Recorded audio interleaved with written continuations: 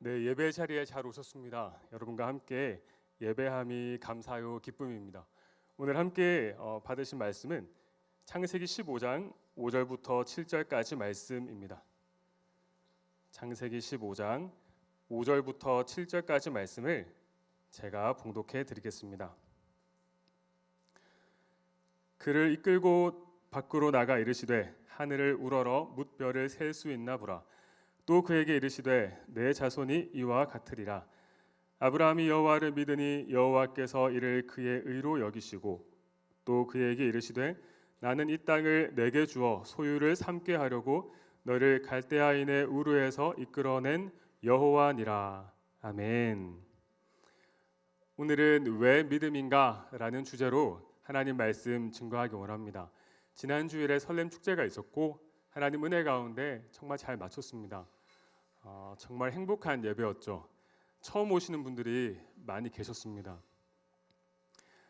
처음 교회 오신 분들, 처음 예배 오신 분들과 함께 하나님을 예배한다는 것이 얼마나 감격적이었는지 모릅니다. 처음 오시는 분들이 오늘도 오실 수 있다고 생각했습니다. 그래서 늘 교회 오면 믿음을 말하고 예수님 믿으세요라고 하는데 왜 믿음인가? 라고 하는 주제를 함께 나누고 싶었습니다. 여러분은 평소에 믿음을 어떻게 사용하고 계신가요? 신앙생활에서뿐만 아니라 우리 일상생활에서도 믿음은 굉장히 중요합니다.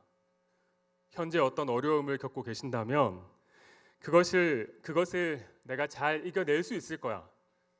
지금은 어렵지만 나중에는 잘 될 거야 라고 하는 그 믿음이 현재를 인내하게 하고 절제하게 합니다. 다른 사람은 다 나를 몰라주고 오해해도 저 사람만은 나를 믿어줄 거야 라고 하는 그 태도가, 그 마음이 우리의 삶을 지켜줍니다. 가까운 관계라는 것은 믿을 만한 관계이다 라고 합니다. 그래서 우리는 어머니께서 주시는 음식을 의심 없이 먹고 친구에게 잠깐 가방을 맡겨놓고 화장실을 다녀올 수가 있는 것이죠. 거리가 먼 관계일수록 믿음이 아니라 의심하고 또 경계합니다. 저에게 문자로 축하합니다, 당첨되셨습니다 라고 하는 축하 메시지가 되게 많이 오거든요. 7이라고 문자만 보내주시면 내일 떡상할 종목을 알려드리겠습니다 라고 하는 그런 친절한 문자가 정말 날마다 옵니다. 어떻게 제 번호가 유출됐는지 모르겠는데 영어로도 오고 한국말로도 오고 정말 이렇게 폰 번호를 바꾸고 싶은 마음이 들 정도입니다. 그런데 그런 문자가 와도 제 마음이 어떨까요? 정말 기쁠까요? 경계가 되죠. 모르는 번호. 이 문자는 해외에서 발송되었습니다. 거리가 멀잖아요. 거리가 먼 사람일수록 경계하게 되고 의심하게 되는 것이죠. 아무리 좋은 내용으로 문자가 와도 읽지도 않고 스팸 처리해버리는 것이죠. 교회 밖에서는 거의 사용하지 않는 표현인데요. 교회 안에서 저 자매가 믿음직스럽다, 저 형제가 믿음직스럽다, 저 자매의 믿음이 참 좋아 보인다 라고 하는 표현을 사용합니다. 교회 안에서 믿음이 참 좋아 보인다라고 하는 이 표현은 사실 믿음직스럽다, 든든하다, 신뢰할 만하다와 같은 의미가 아닌 것이죠. 교회 안에서 저 자매 참 믿음이 좋아 보인다, 저 형제 참 믿음이 좋아 보인다 라고 했을 때 그 믿음은 하나님과의 관계에 기초한 표현인 것입니다. 신앙생활에 있어서 이 믿음은 굉장히 중요합니다. 우리는 믿음이라는 단어를 사용하고 있지만 그 본질을 얼마나 깊이 이해하고 있을까요? 길에서 전도하시는 분들을 만나면 예수님 믿으세요라고 전도합니다. 왜 그럴까요? 예수님께서 너무 과거의 사람이라서 그런가요? 여러분 학교 역사 시간에 이순신 장군 믿으세요, 세종대왕 믿으세요 이렇게 하지 않잖아요. 왜요? 예수님도 그에 못지않은 사료가 있고 증거가 있어요. 이순신 장군을 알고 세종대왕을 아는 것은 믿음의 영역이 아니라 상식인 것이죠. 예수님께서 역사적인 인물이었다라고 하는 것은 믿음의 영역이 아니라 상식입니다. 기본적으로 종교는 믿음을 요청하는데 그 이유는 종교가 우리의 초월적 경험, 영적인 세계를 추구하기 때문입니다.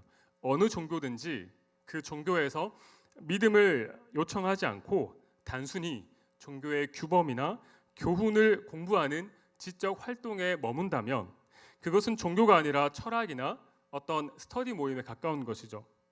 우리 사회에 도움이 필요한 곳에 찾아가서 봉사하고 구제하는 일이 아무리 귀하고 아무리 값진 일이라고 하더라도 그 안에 초월적인 경험이나 영적인 세계를 추구하는 것이 없다면 그것은 더 나은 사회를 이루고자 하는 사회 운동이나 봉사 활동에 가까운 것이지 그것을 종교라고 부르지는 않습니다. 성경이 말하는 믿음이란 무엇일까요? 기독교는 왜 우리에게 믿음을 요청하는 것일까요?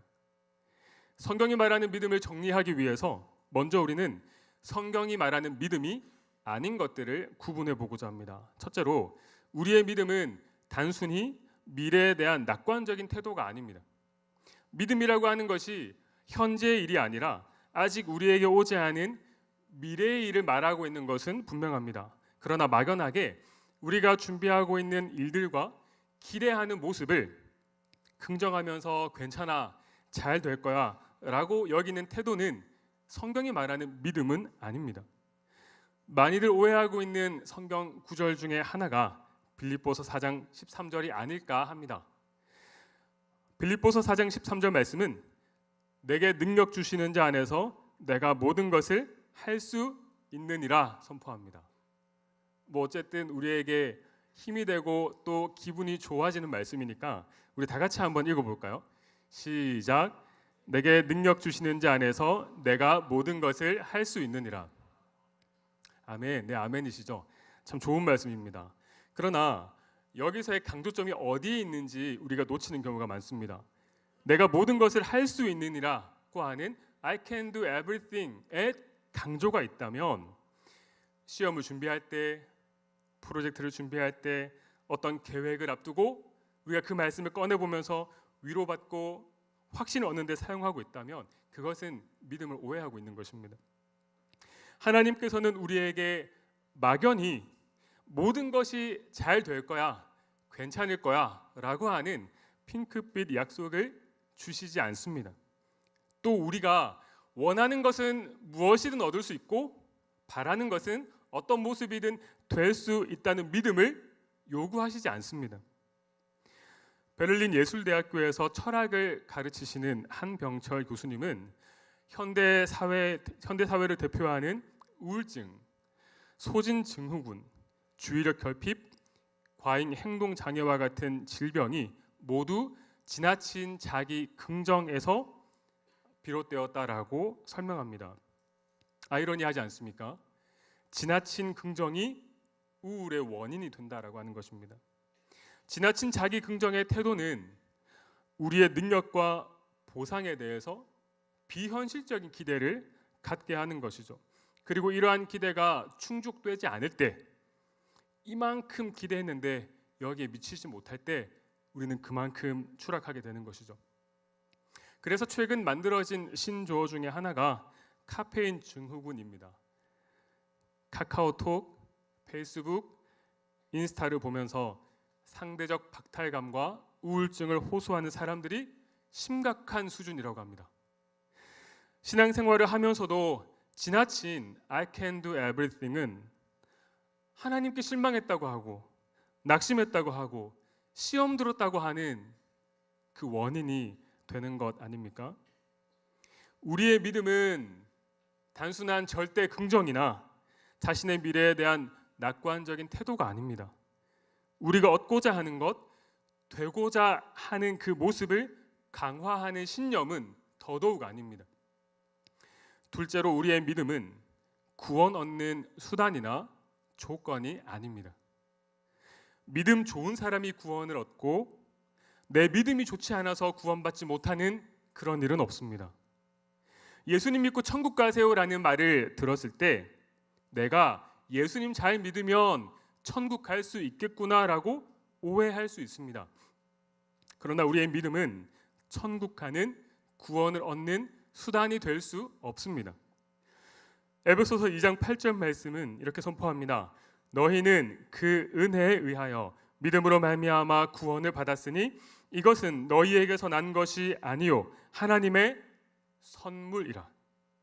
성경이 말하는 구원은 우리의 믿음의 여부, 우리의 믿음의 크기에 달려 있는 것이 아니라 예수 그리스도의 은혜로 우리에게 주어지는 선물인 것입니다. 하나님께서 우리의 믿음을 정량화하셔서 이만큼의 기준을 넘으면 구원하시고 여기에 미달이 되면 구원 얻지 못하는 그런 것이 아닌 것이죠. 믿음으로 구원받는 것을 오해하게 되면 믿음 또한 우리가 구원 얻기 위한 어떤 수단이 행위가 되고 맙니다. 대부분의 종교는 구원을 얻기 위해서 그에 합당한 헌신, 종교 활동들이 요청됩니다. 구원을 얻기 위해 선행하고 구원을 얻기 위해 베푸는 것입니다. 내가 이후에 천국 가기 위해서 어떤 봉사를 하고 예배에 참석을 하는 것입니다. 그러나 성경은 하나님의 은혜로 예수 그리스도 안에서 우리에게 구원이, 천국이 선물로 주어졌다라고 선포합니다. 얼핏 보면 일반 종교의 구원이 더 어렵고 기독교의 구원은 너무 쉬워 보입니다. 기독교는 구원이 은혜로 주어졌으니 그것을 믿기만 하면 된다라고 하니까 너무 쉬워 보이는 것입니다. 그러나 다시 한번 생각해 보면 우리의 어떤 노력과 수고로 구원을 얻을 수 있다면 그것은 쉬운 것입니다. 아무리 많은 헌금을 요구하고 아무리 많은 헌신을 요구하더라도 우리가 할 수 있는 영역이기 때문입니다. 그러나 다시 한번 생각해 보면 우리가 어떠한 노력도 할 수 없기에 믿음을 요청하시는 이 기독교의 구원이 어려운 것입니다. 우리의 힘으로는 도무지 방법이 없기 때문에 믿으라 하시는 것입니다. 성경은 제 아무리 선행을 많이 하고 진실된 사람이라도 인간의 노력으로는 하나님께 나아갈 수 없다라고 선포합니다. 우리의 수고와 노력으로는 도무지 구원을 얻을 수 없기에 죽음 이후의 문제를 해결할 수 있는 자격이나 힘이 없기에 인간의 가능성 없음을 보신 하나님께서 예수 그리스도를 통해 우리를 구원하신 것이죠. 로마서 3장 10절은 이렇게 선포합니다. 기록된 바 의인은 없나니 하나도 없으며. 어떤 사람은 정말 법 없이도 살 수 있는 것처럼 보이고 어떤 사람은 탁월한 지혜와 통찰로 우리를 어떤 더 나은 삶으로 인도할 수 있는 것처럼 보여도 사람은 구원의 문제에 관해서는 결코 믿을 만하지 않다라고 하는 것이죠. 그러므로 우리는 이 땅의 수많은 종교들, 만들어진 신들, 스스로 하나님이라고 선지자라고 선전하는 그런 사람들에게 미혹되지 않도록 주의해야 합니다. 사람은 결코 구원에 관해서 믿을 만한 존재가 아니기 때문입니다. 여러분, 사람 믿었다가 배신당하고 사고를 경험한 일들이 다들 있으시죠? 성경은 구원에 관하여 인간의 가능성 없음으로부터 시작합니다.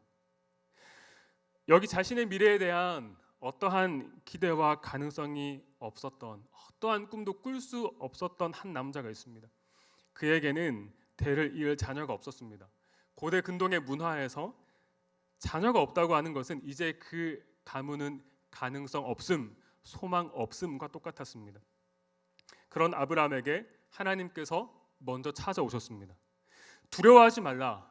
나는 내 방패요 너의 지극히 큰 상급이니라 말씀하셨습니다.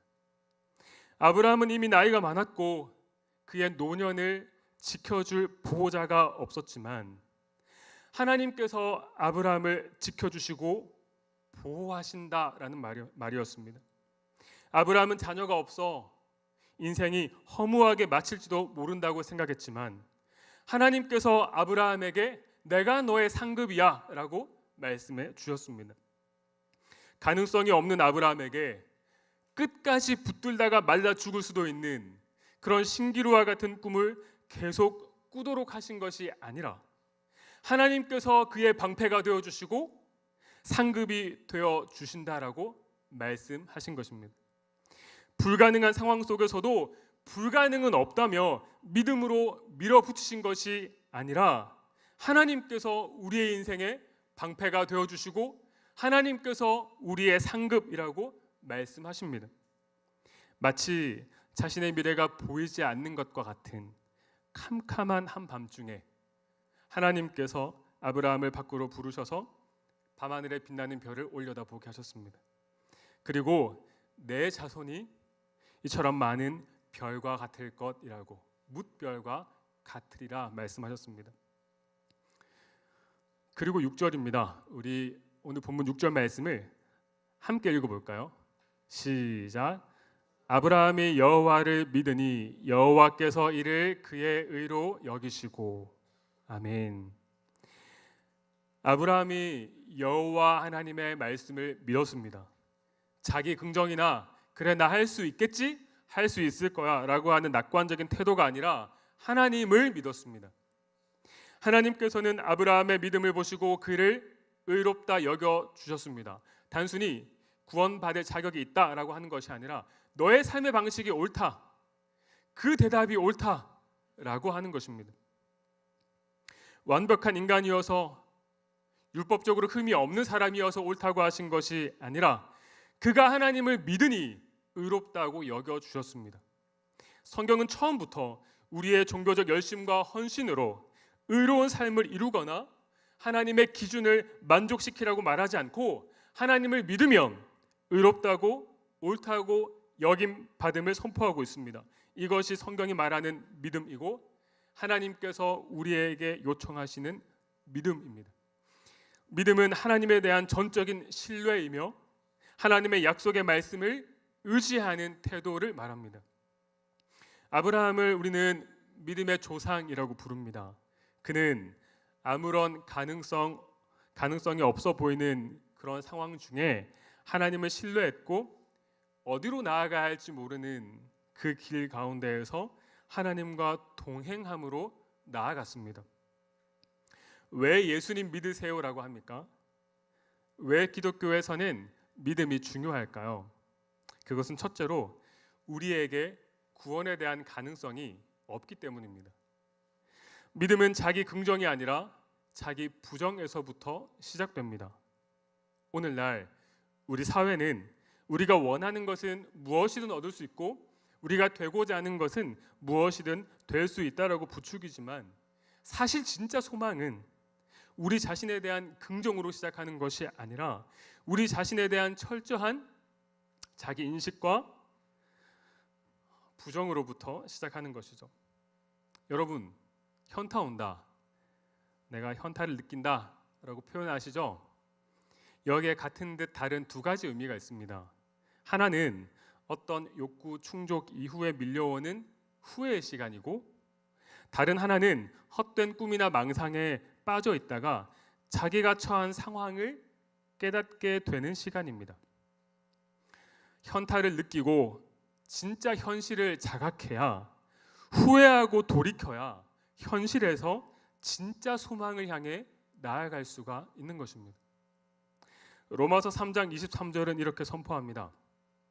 모든 사람이 죄를 범하였음에 하나님의 영광에 이르지 못하더니 한 사람의 예외도 없이 모든 사람들이 스스로의 힘으로는 어떤 대가를 치르고 어떤 종교적 수행을 한다고 해도 하나님께 나아갈 수 없음입니다. 마틴 루터는 경건한 삶을 추구했던 수도사로서 라테란 성당의 스칼라 상크타라고 불리는 거룩한 계단을 무릎으로 기어 올라가며 주기도문을 외우고 그렇게 하나님 앞에 자신의 삶이 받아들여지기를 간구했습니다. 그렇게 하나님 앞에서 몸부림쳤던 그의 신앙 생활은 만족과 감사가 아니라 허무와 절망으로 늘 괴로워했습니다. 아무리 고행을 하고 아무리 종교적 열심을 내어도 하나님의 기준에 자신이 미치지 못한다라고 생각했기 때문입니다. 그러던 중에 그는 로마서 1장 17절 말씀을 새롭게 받게 되었습니다. 복음에는 하나님의 의가 나타나서 믿음으로 믿음에 이르게 하나니 기록된 바 오직 의인은 믿음으로 말미암아 살리라 함과 같으니라. 그는 로마서 말씀을 통해 믿음으로 사는 것의 의미를 새롭게 깨달았고 마침내 구원의 빛을 보게 되었습니다. 복음이 무엇입니까? 우리의 할 수 없음, 우리의 가능성 없음에 하나님께서 먼저 찾아와서 우리의 삶 가운데 손 내밀어 주신 것이 복음입니다. 둘째로 믿음은 은혜에 대한 반응입니다. 하나님께서 우리에게 믿음을 요청하시는 이유는 하나님께서는 무엇에도 부족함이 없으시기에 우리에게 다른 어떤 것을 요구하시지 않고 오직 믿음만 요구하십니다. 여러분, 나만 믿고 한 100만 원만 빌려줘봐. 그럼 내가 2배로 갚아줄게. 그런 말 믿으면 사고 나죠. 주 예수를 믿으라. 믿는다면 이렇게 저렇게 해봐. 그러면 천국 갈 수 있을 거야 라고 하지 않고 주 예수를 믿으라. 그것이 끝입니다. 주 예수를 믿으라. 그리하면 너와 내 집이 구원을 받으리라 하고, 일반 종교는 등가 교환의 법칙이 적용됩니다. 신의 노여움을 풀기 위해 제물을 바치거나 소원하는 것을 이루기 위해 제사를 드립니다. 드리는 것이 있어야 받는 것이 있는 것입니다. 현재의 선행이나 악행은 다음 생의 삶의 질과 영향을 미친다고 생각하기 때문에 죄 용서를 받기 위해서는 그만한 대가를 치루어야 하고 현재 바르게 살려고 노력해야 하는 것입니다. 그러나 하나님은 스스로 충만하신 분이십니다. 모든 것에 부족함이 없으시기 때문에 우리에게 무언가를 요구하거나 요청하시지 않고 그저 믿으라 하십니다. 우리에게 무언가를 하라고 하시기 전에 먼저 믿으라고 하십니다. 기독교의 신앙생활에서도 구별된 삶, 하나님의 말씀에 순종하는 삶은 중요한 주제입니다. 그러나 순서가 굉장히 중요합니다. 성경은 언제나 우리에게 명령이 아니라 무엇을 하라가 아니라 우리에게 먼저 은혜를 선포합니다. 먼저 하나님께서, 먼저 예수 그리스도께서 우리를 위해 하셨다라고 하는 것을 선포합니다. 그리고 우리에게 믿으라 하십니다. 이 순서가 굉장히 중요합니다. 하나님께서 우리의 방패가 되시고 우리의 상급이 되신다는 그 은혜가 먼저이고 그 다음 우리의 삶의 반응이 요청되는 것입니다. 그러므로 믿음은 은혜에 합당한 반응입니다. 마지막으로 믿음은 하나님께 자신을 드리는 것입니다. 주님께서 우리에게 믿음을 요구하시는 이유는 하나님께서 여러분에게 어떤 것도 받기를 원하지 않으시고 여러분을 원하시기 때문입니다. 조금 과장해서 표현하면 기독교 신앙생활에 헌금도 필요 없고 봉사도 필요 없고 하루에 성경을 몇 장 읽든 기도를 몇 시간 하든 그런 거 다 모르겠고 하나님은 여러분을 원하신다라고 하는 것입니다. 우리는 주님께 믿습니다라고 고백하면서도 여러 증거들을 요구합니다. 하나님께서 분명히 기드온과 함께 하시겠다라고 말씀하셨음에도 기드온은 하나님께서 정말 우리 이스라엘에게 승리를 주신다면 여기 양털 뭉치가 있는데 밤사이 이슬이 이 양털 뭉치만 내리고 주변 땅은 뽀송뽀송하게 해주세요. 아니 이번에는 반대로 모든 땅은 다 젖되 이 양털 뭉치만 마르게 해주세요와 같은 증거를 요구하는 것입니다. 하나님, 정말 하나님께서 저를 사용하기 원하신다면 이번 자격증 시험에, 이번 면접에, 이번 프로젝트의 증거를 보여주세요. 아니 꼭 합격하게 해달라는 말이 아니라 조금이라도 증거를 주시고 사인을 주세요 라고 기도하고 있지는 않습니까? 저는 여러분이 매일의 삶 가운데 살아계신 하나님을 경험하고 예수님께서 여러분을 어떻게 사랑하시고 얼마나 사랑하시는지 매일의 삶 가운데 경험하며 살았으면 좋겠어요. 우리의 신앙생활이 죽어있는 신앙생활이 아니라 살아계신 하나님, 그분과 동행하는 살아있는 신앙생활이 되었으면 좋겠습니다. 그러나 하나님께서는 매일 양털 뭉치의 증거와 같은 그 증거들을 우리에게 보여주실 의무가 없으신 분이심을 기억해야 합니다.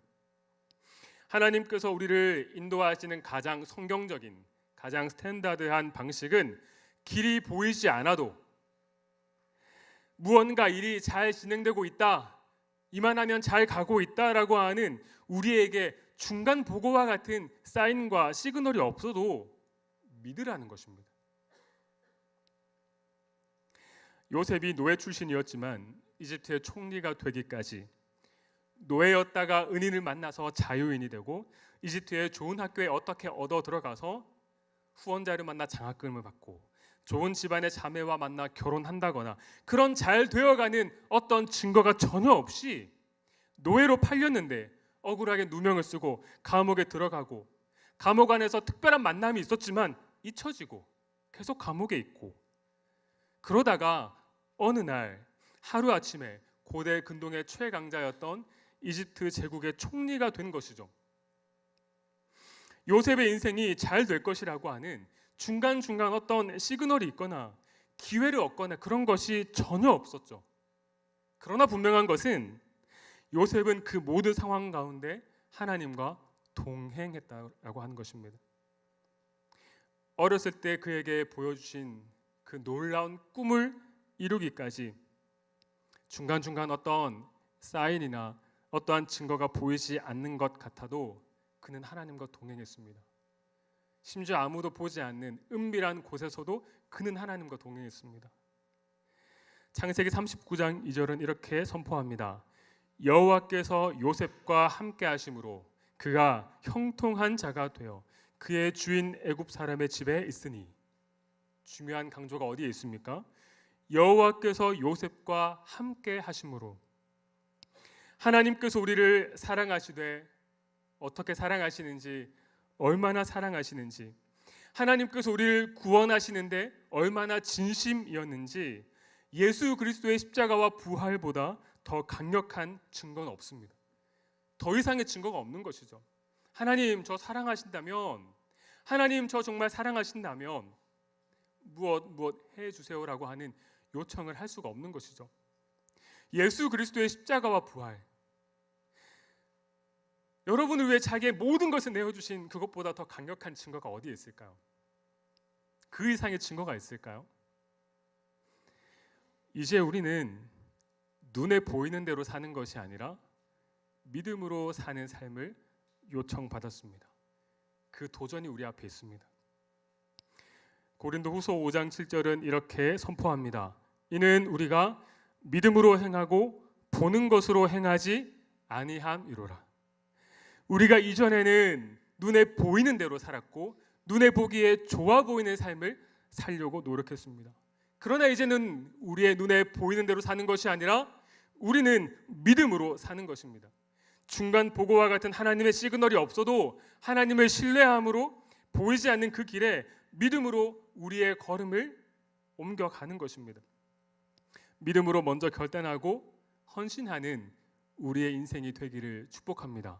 어떤 시험을 준비하는데 잘 되어가는 중간중간 시그널이 없어도 시험이 차근차근 점수가 잘 나오거나 내가 준비한 어떤 일이 조금씩 잘 되어가는 그러한 시그널이 없어도 눈에 보이지 않는 그런 우리의 상황 가운데에서도 주님과 동행하는 것입니다. 다른 사람들이 보기에 우리의 삶은 전혀 아무것도 없는 것처럼 보이고 잘 되어가는 신호가 없어 보여도 우리는 주님을 믿음으로 담대하게 우리의 걸음을 옮겨가는 것입니다. 암흑과 같은 그런 상황 속에서도 하나님을 신뢰함으로 한 걸음 한 걸음 옮겨가는 그 시간을 통해서 우리는 주님과 동행하는 방법을 배우고 그렇게 주님께서 우리를 어떻게 사랑하시고 얼마나 사랑하시는지 경험하게 될 것입니다.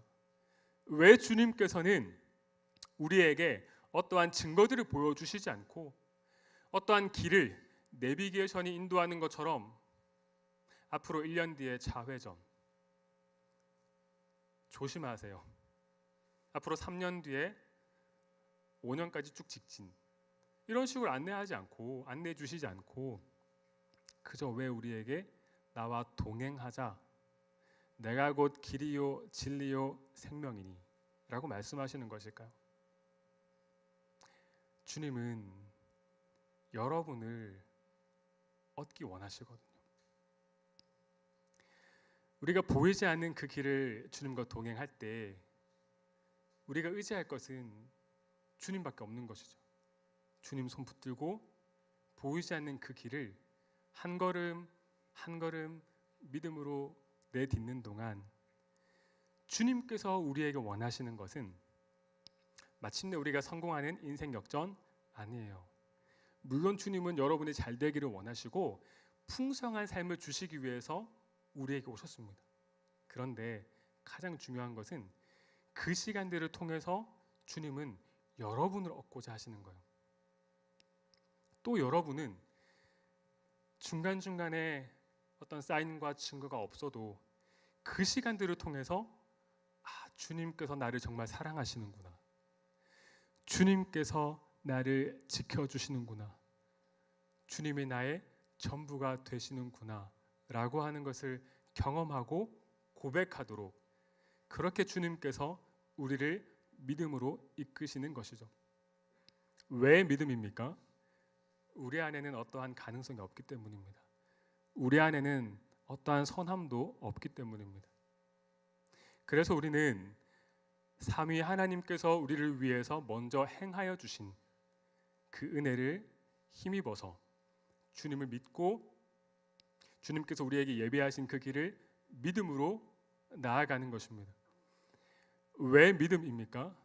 예수님에 대한 것 상식입니다. 근데 왜 믿으라고 합니까? 그 믿음을 통해서 주님과 동행하는 것이죠.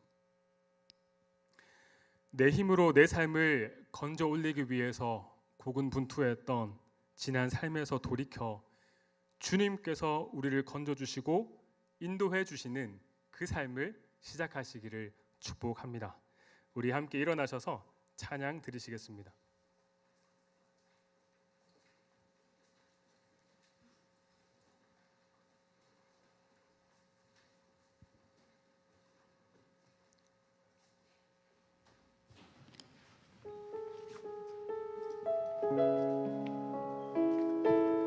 주님께서 우리의 믿음 없음을 긍휼히 여겨주시고 우리가 이제 눈에 보이는 대로가 아니라 믿음으로 살겠습니다라는 고백을 담아 함께 찬양하기 원합니다. 제 마음이 너무 둔해서 주님을 볼 수 없습니다.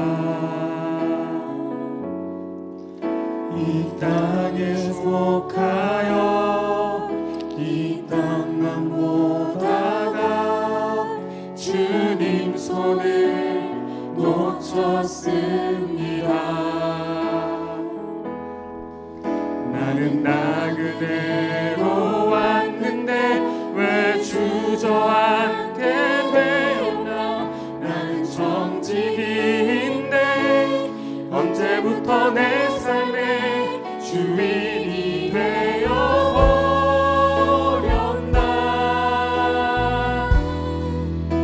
믿음이 없이 기쁘시게 못하나니 오랜 수고도 다 헛될 뿐이라. 믿음이 없어서 무너진 삶의 모든 자리에 다시 주님을 기다리리라. 우리 처음부터 고백합니다. 주님,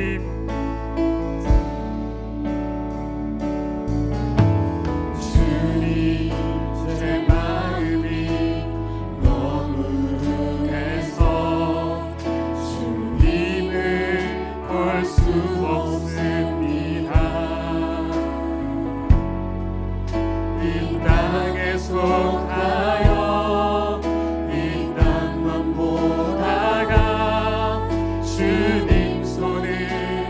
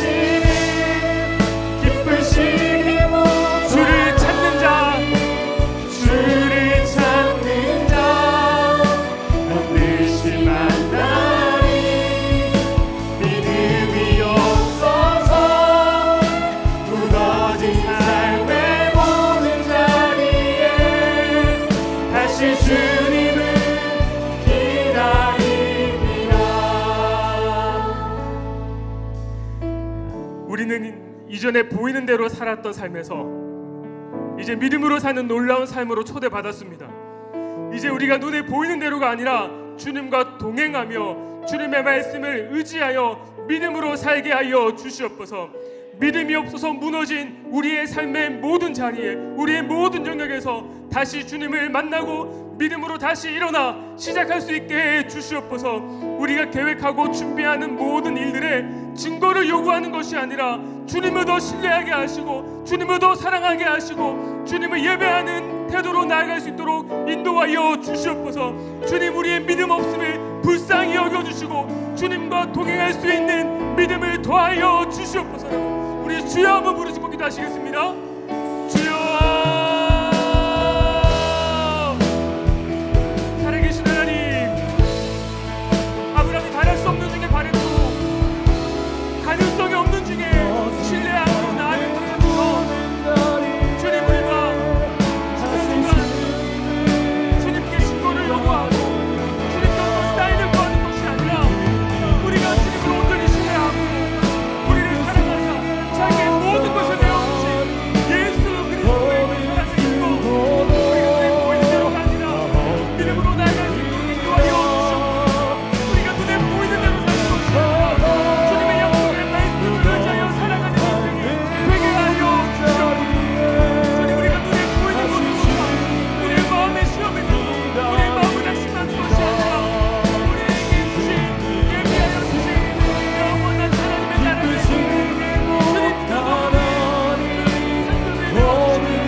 우리의 가장 좋은 날에 주님의 손 안에 있음을 우리가 믿음의 눈으로 바라보며 우리가 믿음으로 우리의 모습을 보게 인도하여 주시옵소서. 이번 한 주간의 삶이 아니라 우리의 동생의 삶 가운데 우리가 준비하고 계획한 모든 시험과 모든 준비 과정 가운데 모든 과정 가운데 주님의 약속의 말씀을 신뢰함으로 나아갈 수 있도록 인도하여 주시옵소서.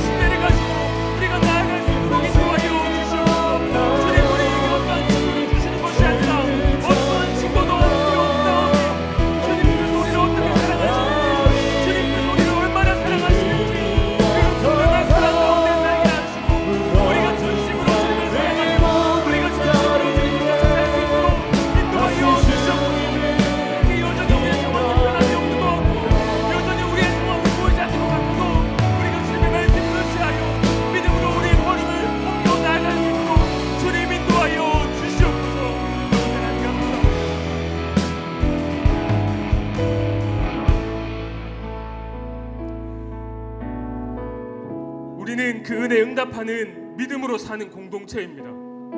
주님께서 우리를 먼저 사랑하셨고 먼저 은혜를 베푸신 후에 우리에게 믿음을 요청하신 것처럼 우리의 마을과 우리의 사랑이 서로를 향한 헌신과 사랑으로 단단한 신뢰의 공동체, 믿음의 공동체가 되게 해 주시옵소서. 서로의 믿음을 붙들어주는 공동체가 되게 해주시옵소서. 서로의 믿음을 격려해주며 서로를 믿어주며 기다려주는 공동체가 되게 해주시옵소서. 믿음과 신뢰가 깨어지고 자기밖에 믿을 것이 없는 이 시대 가운데 예수 그리스도의 사랑을 흘려보내고 그 사랑을 보여줄 수 있는 믿음의 공동체가 되게 해주시옵소서. 주님을 믿지 못하고 자기 힘으로만 살아가는 인생을 긍휼히 여겨주시옵소서. 국내외 선교를 준비하고 있습니다. 믿음으로 선교에 헌신한 모든 선교대원들, 주님의 자녀들이 하나님의 영광을 보게 해 주시옵소서. 먼저 결단하고 헌신한 모든 주님의 자녀들이 하나님의 영광을 보게 해 주시옵소서. 보내는 선교사로 기도로 물질로 함께하는 우리 모든 하나님의 지체들이 살아 역사하시는 하나님을 함께 경험하게 해 주시옵소서. 태국과 합천 땅에 주님을 믿고 돌아오는 생명의 역사가 놀랍게 일어나게 하여 주시옵소서. 우리 주여 한번 부르짖고 기도하시겠습니다. 주여, 살아계신 하나님, 주님께서 우리를 전적으로 사랑해 주시고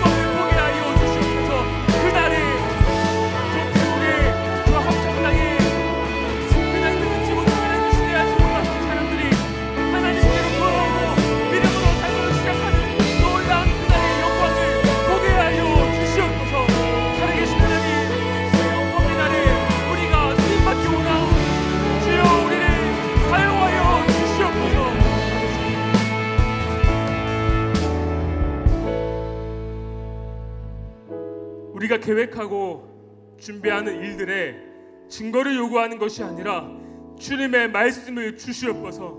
주님의 약속의 말씀을 붙들고 힘들고 어려워도 인내하며 주님과 동행하는 인생이 되게 해 주시옵소서. 주님, 우리가 준비하고 계획한 어떤 일들 가운데 어떠한 증거도 어떠한 사인도 필요 없습니다. 주님께서 우리를 어떻게 사랑하시고 얼마나 사랑하시는지 그 사랑으로 충만한 삶을 살게 하여 주시옵소서. 주님, 우리가 그 사랑에 믿음으로 반응하는 삶이 되게 하여 주시옵소서. 그렇게 마침내 하나님의 영광을 보는 인생이 되게 해 주시옵소서. 우리가 꿈꾸고 바라는 것 이상의 하나님의 섭리와 인도하심을 경험하는 인생이 되게 해 주시옵소서. 이번 한 주간 우리의 삶을 결단하며 우리의 삶을 주님의 손에 올려드리오니 우리가 평생에 눈에 보이는 대로가 아닌 믿음으로 사는 인생이 되게 해 주시옵소서. 우리 주여 한번 부르짖고 기도하시겠습니다. 주여, 살아계신 하나님,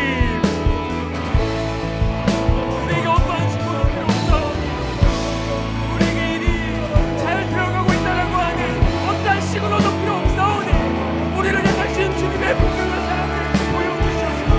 우리를 향한 분명한 주님의 사랑 가운데 살게 하여 주시옵소서. 살아계신 하나님, 이렇게 그냥 사랑한 사람이 주님의 사랑으로 충만하여 주소서. 세상의 어떠한 시련과 어떠한 어려움 가운데 흔들리지 않고 견고한 삶을 살아내게 해 주시옵소서. 주님, 사랑 가운데 힘들고 어려운 하나님의 약속의 말씀을 하나님의 영광을 보는 인생에 되게 하여 주시옵소서.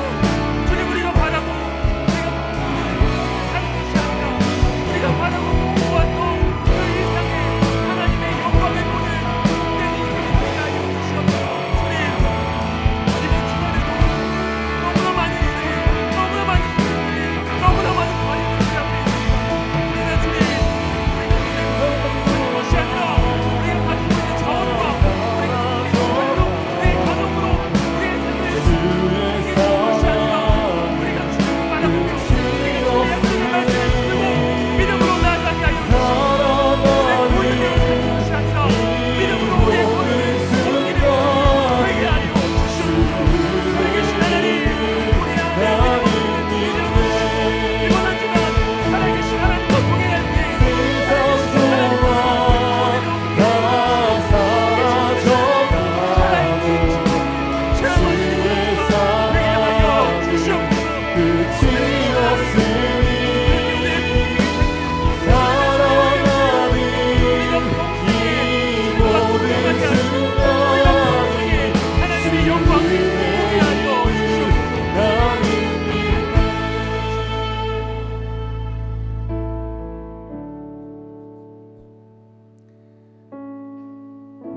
살아계신 하나님 아버지, 우리가 전에는 눈에 보이는 대로 살고 눈에 보이는 것을 비교하며 염려하며 살았던 인생이었습니다. 그러한 삶 가운데 아무런 소망이 없었고 우리 안에는 허무함과 절망과 분노와 질투와 좌절뿐이었습니다. 그러나 주님, 이제 눈에 보이는 대로가 아니라 믿음으로 사는 인생으로 초대해 주심 감사합니다. 주님, 우리는 힘이 없고 우리는 부족하고 우리는 때로 연약하지만 우리의 삶을 붙들어 주시고 우리의 삶을 지켜주시는 주님을 신뢰함으로 나아갈 수 있도록 우리의 걸음을 인도하여 주시옵소서. 주님, 우리가 계획하고 준비하는 일들 가운데 어떠한 중간에 증거나 어떠한 시그널도 필요 없습니다. 주님, 우리에게 우리를 향하신 주님의 그 분명한 사랑을 부어 주시옵소서. 그렇게 주님의 그 분명한 사랑 가운데 어떠한 시련과 어떠한 어려움이 와도 견고하게 흔들리지 않는 인생이 되게 하여 주시옵소서. 이번 한 주간만 해도 우리의 삶에는 여러 과제들이 있고 여러 선택의 순간들이 있고 여러 문제들이 있습니다. 그러나 하나님, 우리의 두 손에 들려있는 우리의 자원으로 우리가 속해 있는 우리의 가정과 우리의 학벌과 우리의 환경의 어떤 영역들로 우리의 삶을 한계 짓지 않게 하시고 우리에게 말씀하신 주님의 약속의 말씀을 의지하여 우리가 믿음으로 나아가는 이번 한 주간 되게 하여 주시옵소서. 그렇게 이번 한 주간 살아계신 하나님과 동행하며 살아있는 신앙생활이 되게 하여 주시옵소서. 예수님 이름으로 기도드립니다. 아멘. 이제는 우리 구주 예수 그리스도의 크신 은혜와 하나님의 무한하신 사랑하심과 성령님의 위로 교통하심이 눈에 보이는 대로가 아닌 믿음으로 우리의 걸음을 옮길 것을 결단하며 헌신하는 모든 주님의 자녀들 머리 위에와 하는 일들 위에, 우리 만남 공동체 위에 이제로부터 영원토록 함께 있을지어다. 아멘.